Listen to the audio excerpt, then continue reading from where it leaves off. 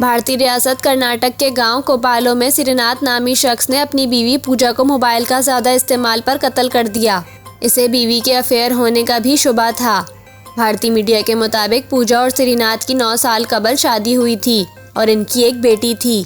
वक्त गुजरने के साथ साथ इंस्टाग्राम रील्स और वीडियोस बनाने की पूजा की आदत ने इनके ताल्लुकात को कशीदा कर दिया, जिसकी वजह से दोनों के दरमियान अक्सर लड़ाइयाँ होती रहती थीं।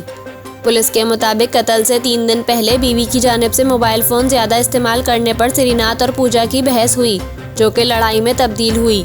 ताहम गुस्से में आकर शौहर ने बीवी का गला घोंटकर कत्ल कर दिया।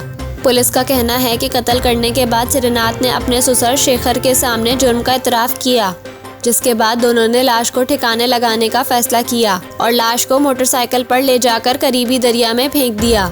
पुलिस के मुताबिक कत्ल के चंद दिन बाद श्रीनाथ को अपने जुर्म पर अफसोस हुआ और इसने पुलिस के सामने हथियार डाल दिए और ये भी तस्लीम किया कि इसके ससुर ने लाश को ठिकाने लगाने में मदद की।